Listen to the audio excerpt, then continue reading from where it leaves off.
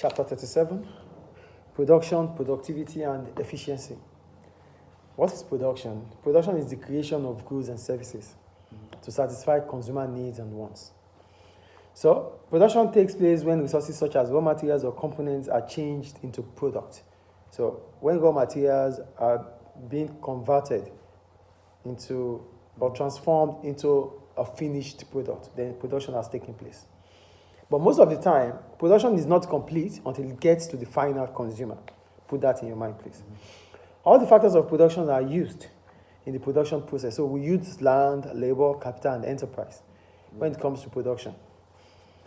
Types of production methods. We have job production, batch production, and flow production. So we start with job production.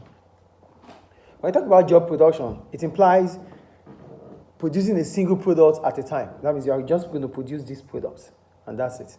You continue to produce this product at a time. That's what job production is.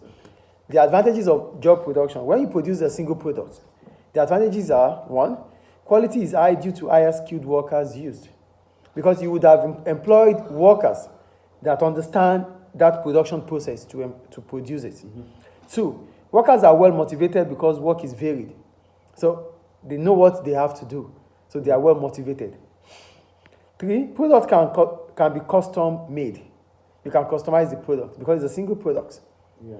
Four, production is easy to organize. It's easy for you to put them together because it's just a single one. What are the problems when you use job production? Number one, high labor cost due to skilled workers. You are employing skilled workers, so you have to pay them. Skilled workers take more pay. You have to pay them high, which is an increase in cost of labor. Two, a wide range of specialist tools may be needed. Because you are producing a single product. That means that product could be special product. Then you would need special equipment. Yeah. It is generally an expensive method of production. It is expensive because you won't have economies of scale. Okay, are you with me? Yes. We go to batch production. For batch production, this is a method that involves completing one operation at a time, all units before performing the next. So you're going to produce blue pens right now. After completing producing blue pens, then you can start producing red pens. That is batch production. Is it clear? Yes, sir. What are the advantages of batch production? Number one, workers are likely to specialize in one aspect. So you might have workers that produce the blue pen separately, or equipment that produce the blue pen separately.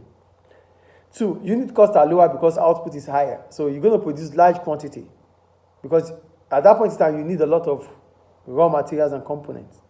So your average cost of production or unit cost will be less. Three, production is flexible due to ability to meet different orders.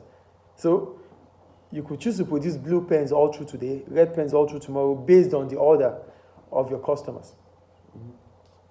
The more use of machinery is made. So they have to use equipment, machines. Yeah. Is it clear? Because you need machines to produce different products here. What are the problems using batch production? Number one, more complex machinery may be needed. You might need equipment or machines that are complex and they are expensive. Careful planning and coordination is needed. When it comes to batch production, you need to plan things well. If not, the production will fail. Three, less motivation because workers specialize. So you will need specialist workers and they might not be motivated because there's also machine there to do the job.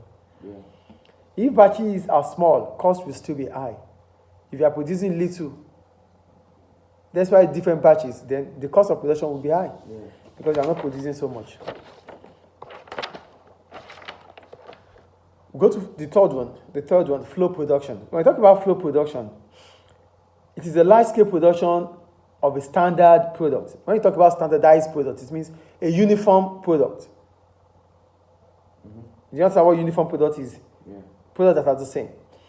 On a unit performed continuously, one after the other. That is flow production, continuous production. Yes. What are the features of flow production? Number one, the production of large quantities. Yeah, it's going to be large because you continue to produce. Two, a simplified product. You would have known the kind of product you want to produce. And you would have make it up. It's not just going to be difficult to produce. 3, a semi-skilled worker specializing in one operation only. So you don't need skilled workers here. You need semi-skilled because machines will still do the job too. Large amount of machinery and equipment. So you're going to use a lot of machine like I told you earlier. Is it clear? Yes. Then we'll go to advantages of flow production or benefits. 1, very low unit cost due to economies of scale. Yeah, using flow production, you need large quantities of components or raw materials. That means you have purchasing economies of scale, which is good for the business. Cost of production will fall. 2, output can be produced quickly because it's a flow production. Things become faster and with more machines, with more machinery, things become so fast. 3, flexibility due to modern plants and machines. These days, there are different equipment, different machines that can do different things. So there's flexibility. 4, production speed can vary according to demand. So if you really need to spend to produce for customers that need them now, you know how to do it so fast because you are used to producing flow production. So if customers don't need them, they can reduce the speed of the production. Do you understand what I'm saying there? You would be able to meet up with different needs and orders of customers.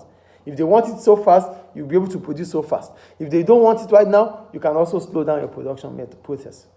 Is it clear? The last one, cell production.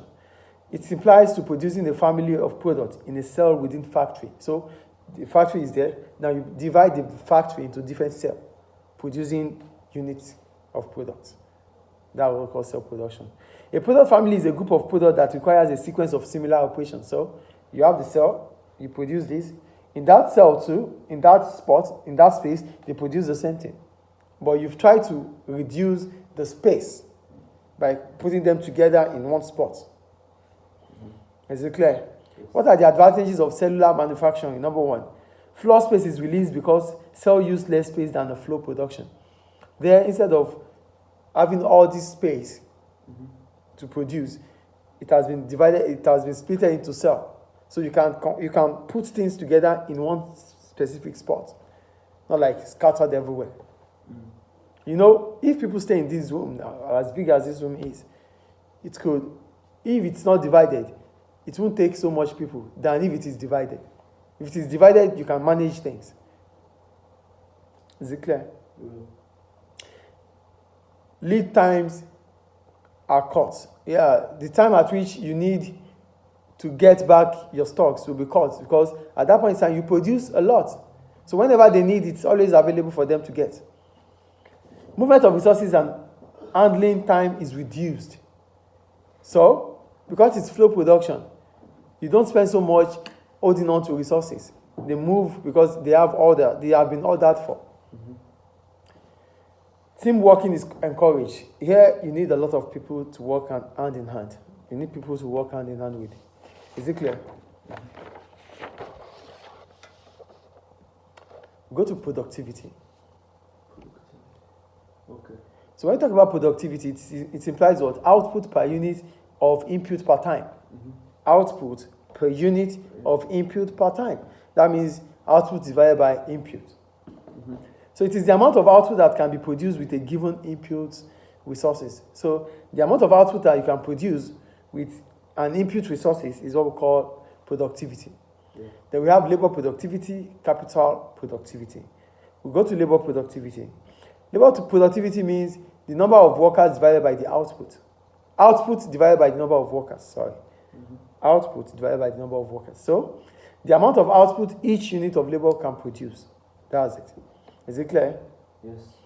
Then we have capital productivity, which is the amount of output each unit of capital or equipment or machine can produce. Is it clear? Yeah. We go to factors influencing productivity. What are those factors that could increase or reduce our productivity? Number 1, specialization and division of labor. What is specialization? Specialization means concentration on one aspect of production. Division of labor is the breaking down of production process into different stages, and each stage is being performed by different people. That's what division of labor is. So with specialization because division of labor will lead to specialization. So most of the time when people are limited to certain tasks, they get better in them and it increases their productivity. Because this is what they used to do. They continue to do it and they get better in it. Yeah. So, education and training. This improves those carrying out production and in turn increases productivity. Also, government. If government can also increase productivity by what? By encouraging or spending on education. You know, when your people are educated, they add value to the society. Is it clear? Yeah. The third influence on productivity is motivation of workers. Workers, if they are happy, if they are motivated, their productivity will improve. If they are not motivated, it falls their productivity, which might affect you as a business. Labor flexibility. Labor can be more flexible if workers are trained, and this may help them to switch job from one to another at a quick notice. So what we are saying is this. Labor flexibility is also part of what could influence productivity. If labor are flexible, if they can do a lot of things because they are being trained, that allows them to switch work and improve their productivity. For capital productivity usually increases when technology is introduced or whenever a business switches capital intensive. So for capital productivity, it means you started using more of equipment or more of machines than labor. I think that's clear, right? So we go to productivity and competitiveness. If businesses can raise productivity, they will be able to produce more output with the same level of resources. This will reduce cost, and they can charge lower prices, making them to be more competitive. What's the link between productivity and competitiveness? If a business becomes more productive, if a business could increase its productivity, it means it's able to use the resources available to produce more units of output. And this means that the cost of production will fall. As a result of that, the business will be able to charge a lower price. So charging lower prices means that the demand for your product will increase. Then you can become more competitive. Is it clear? Yeah. What are the ways in which a business can improve productivity? We have the two ways too. Either labor productivity or capital productivity. So it's either you improve your labor productivity or you improve your capital productivity. So we start with improving labor productivity. A business might use a number of approaches to improve labor productivity. Number one, increase specialization. Here, we're talking about if workers are more specialized, it makes them to know things, it improves the way they do things. Then output will increase. Mm-hmm. 2, improve motivation. Make your workers happy. If workers are happy, it increases or improves their productivity. 3, improve training. Training is expensive, yes. But if you give your workers the right training that they needed, they might be better and it could help productivity. Yeah. Increase labor flexibility. Labor flexibility can only occur when you have job rotation. So let your workers work in different departments, not restricted to just one department. Today, they are in logistics, tomorrow they are in general service, after tomorrow they are in finance department. This is what job rotation is, and it will allow flexibility. And when there's flexibility in workers, productivity will increase. But it is just better, like, to put workers at the things they're good at. Yeah, it's good. It has its own problems too. They could get bored. Yeah. So, not to get them bored, try to use job rotation. Yeah. Is it clear? The second way to improve productivity is to improve capital productivity. Some businesses use more capital than labor in their production process. Therefore, increasing capital productivity will be more important to them. So some businesses, they use more capital, they use more equipment and machines. So the only way they could improve their productivity is to improve on the use of capital equipment or capital productivity. So the ways they can do this as follows. 1, improve service and maintenance. Machinery and other expensive equipment will be more productive if it is serviced regularly and maintained effectively. So the machines you are using, let them service them regularly, maintain them. If you do that, they will continue to work well, and productivity will increase. 2, update and replace old technology. So obsolete equipment or machines should be taken away. Get new one, advanced one. 3, ensure that operatives are well trained. Those that will operate machines there's what we call mechanization. That means you need people to operate the machine. Are you with me, please? Yeah. So because you need people to operate the machine, what do you have to do? Train these people very, very well. Let them attain those skills that are needed to operate the machine. Then you will see improvement in your productivity. Yeah. We go to efficiency. So when we talk about efficiency, it implies making the best possible use of all business resources. Making the best use of all business resources. Yes. The best use of it. That's efficiency. What are the factors that influence efficiency? Number 1, introducing standardization. So standardization involves using uniform resources and activities or producing a uniform product. So when you're talking about efficiency, it means that you are able to use the same resources or you are able to produce the same product for every order being made. That's standardization. That means you are efficient. You do whatever you do here, you do there. That's efficiency. Do you understand? Yes. 2, outsourcing. When you outsource, it means what you are supposed to be doing. Please look at me, please. I'm with you. It means what you are supposed to be doing as a business, what you used to do, you've given it to specialized people or special businesses to do it so that they can do it better. Because that is what they are specialized on. That's their own specialty. They will get it done better than how you used to do it. And that brings up efficiency. Yes. 3, relocating. Moving the entire business to a new site is a drastic measure, but can result to much lower cost. So when you know you need, for example, raw materials are cheap in maybe the eastern part of Libya, the raw materials there are cheap because it is being manufactured or produced there. Then move your business over there. You reduce your cost, then you become more efficient. 4, downsizing. When you talk about downsizing, this involves reducing capacity.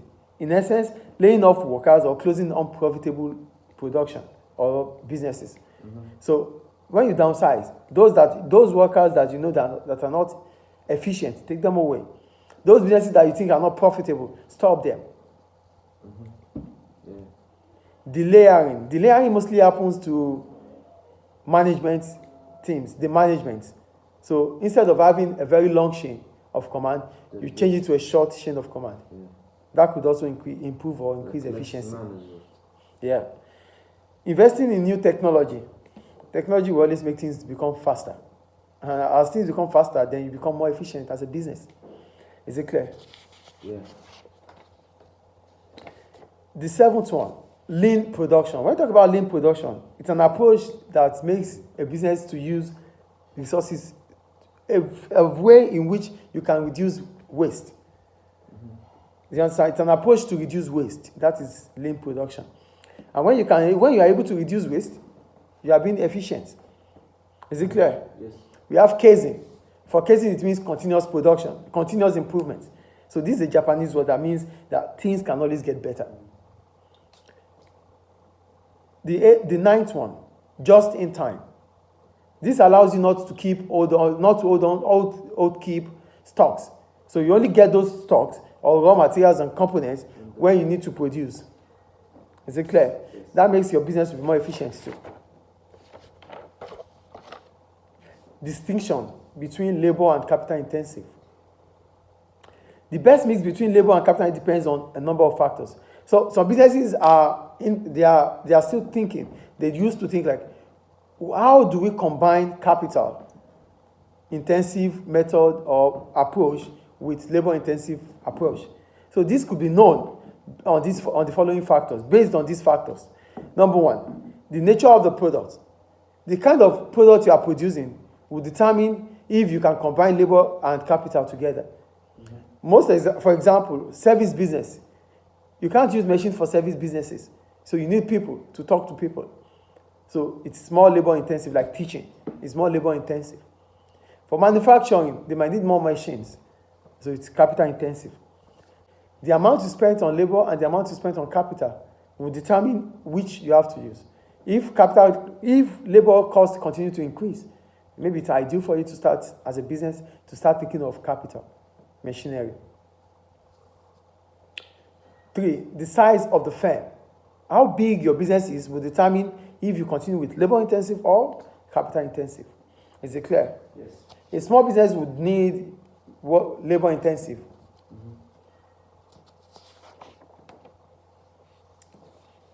Now we go to capital intensive and labor intensive strategies, the advantages and disadvantages. So we go to a capital intensive strategies. The advantages now. 1, cost effective if large quantities are produced. Because you are using machine, and your machines can have larger capacity to produce. So you can use larger quantities, which means your cost of production will reduce. 2, machinery is more precise and reliable. Machines will not be late. They are always there. And they are precise. They are reliable too. Whatever it produces now, it will still produce it tomorrow. Is it clear? Is it clear, please? Yes. 3, machinery can operate 24/7. 24 hours they're working. They're machines. 4, machinery is easier to manage than people. These are the advantages of capital intensive. Now we go to the drawbacks, the problems of capital intensive. Number 1, to set it up, it's expensive. To get machines are very, very expensive. 2, if machine breaks down, it could cause delay. 3, machines cannot be flexible. They are specially designed. You might not be able to readjust them like you're going to readjust people. Machines maybe, do you understand? Yes, sir. Okay. They can only do one task. Yeah. Or What they are being made for. Yes. Labor intensive, please. Generally, these are the benefits of labor intensive. Number 1, generally more flexible than capital. Yeah, we said machines cannot do different tasks at the same time, but people can. Yes. So people are more flexible than machines. 2, cheaper for small scale production. For small scale businesses, it's better you just take people instead of trying to buy machines that are expensive. 3, people are creative and can therefore solve problems. Machines are designed to carry out specific tasks. Whenever any situation occurs, people can solve it because they are creative. Do you get it? Yeah. What are the drawbacks? Number 1, people are more difficult to manage than machine. Do you understand how we're talking about how we say the advantages and disadvantages now? The advantage of machine or capital intensive is that it's reliable. But the problem about people is that people cannot be reliable. They cannot be trusted. Yeah. The advantages in capital intensive are the disadvantages in labor intensive. The advantages in labor intensive are the disadvantages in capital intensive. Is it clear, please? Yeah. The second one, people can be unreliable. The third one, people cannot work without breaks and holidays. Machines don't work, they work 24 hours. Yeah. People sometimes need to be motivated to improve performance. You don't need to motivate machines, just get them service, and that's all. We have competitive advantage. When I talk about competitive advantage, it means the edge you have as a business against your competitors. What makes you to have edge over your competitors is what we call competitive advantage. Is it clear? Yeah. So a business can gain competitive advantage if they reduce the amount of time it takes to develop new products. So here we're saying, try to always be the first person that produces that product as a business. So when you do that, you become the first. It's called first mover. Yeah. Do you understand? You are the first that produces such product in the market. So what are the advantages of this? 1, can make lasting impression on customers, which can result in improved brand loyalty. Because they know that whenever a new product comes out, it comes out from you first. Yes. So this makes them to get attached to your brand, creating the brand loyalty. 2, can charge premium prices because they know you are the only one producing such products. You can charge a higher price. 3, may be able to control resources in the industry. You might be the one to control everything because you are the biggest. 4, is it clear? Yes. 4, I'm going to put that 4. It also allows you as a business to have time to readjust that product to the taste of customers. You know, you are the first to produce the product. Before others try to produce it, you would have made amendments on you would have made amendments on the weakness of that product. Yeah. Because you have time to do that. Nobody's competing with you. They don't have knowledge about it. Yes. Is it clear?